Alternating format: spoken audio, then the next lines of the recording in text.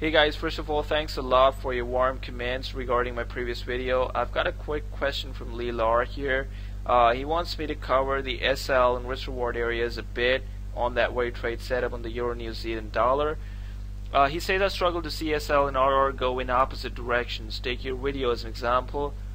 The SL I would put is far larger than the target of the low of the box that you described. It violates the RR ratio. If I shrink the SL, then I feel like it is not right, since the trade probably doesn't have enough room to breathe. Exactly.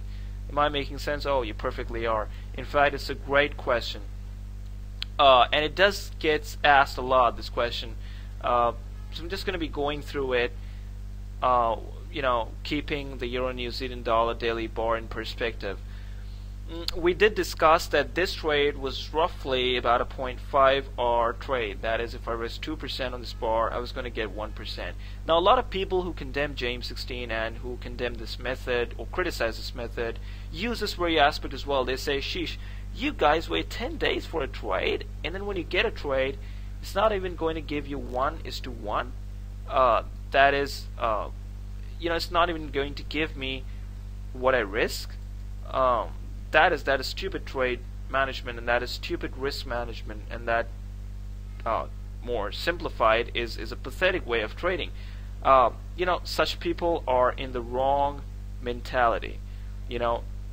Risk reward and statistical ratios and numbers are going to lose their significance once you start to look at your trade setups in terms of in terms of probability. I'm going to be asking a question here. Okay, a very, very important question. What is the probability of 100 such A+ pin bars? Why do I say A+? The location is perfect, the bar is perfect, the space to the first trouble area is perfect. Even when I'm taking full profit at the first trouble area, what is the likeliness of price hitting the first trouble area on 100 such bars after the break, as compared to hitting their stop losses resting at the opposite end of the bar? Think about it. Give it a minute. What is the likeliness of 100 such A+ looking pin bars of hitting their first trouble areas at the break as compared to hitting their stop losses upon breaking? 90%, maybe more, and that is your method.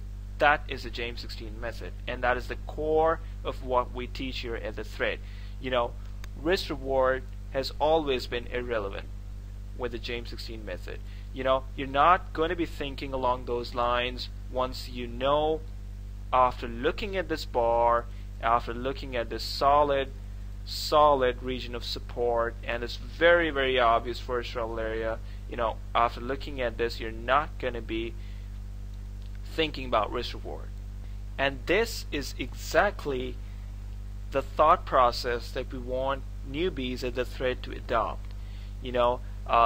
They need not run after 1 hour pin bars. They need not run after 15-minute pin bars just because they want to make something significant out of their $2,000 accounts. As far as you're not in that mindset, there's no way you're going to reject the extremely probable 1% on offer here. Okay? You have to understand that early in your careers, it's not about the money. It's not about money. It's not about how much you make. It's about not losing. It's about consistency. This may sound like a stupid philosophy at first, but think about it from a business perspective. Think about any other business that you would do. Say, for example, manufacturing baby bottles. What are you going to be aiming for in the first year of business?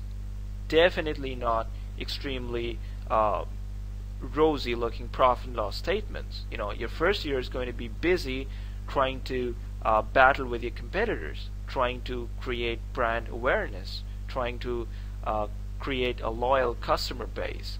The profits will at a later stage start creeping in, and then there will come a point when everything that you do is going to get you money. This is true with every business. Forex trading or trading in general isn't any different either. You've got to give it the time that it needs. You have to allow your instincts to get trained. You want to get to a point where you just look at a bar and you know what it's going to do. It takes time to get there. It takes a lot of time to get there. That is, you're not reaching there next week, next month, maybe when in the next 6 months. The sooner you realize that, the better for you.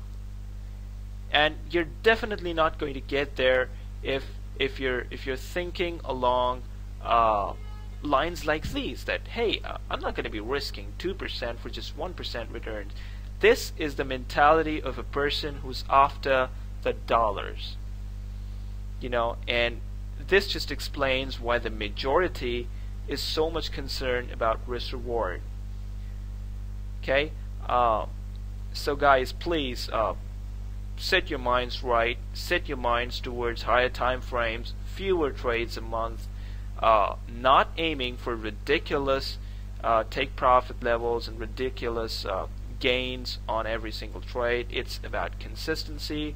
It's about gaining and experiencing the confidence of taking a trade and knowing what the trade is likely to do. Okay, this issue is basically more of a psychology issue, and you could literally go on for hours and hours in this, especially if you've gone through Fiji's section and the James 16 PF. So again, I don't want to keep rambling over this. I hope I've just made myself clear here. If you have any more questions, please shoot them.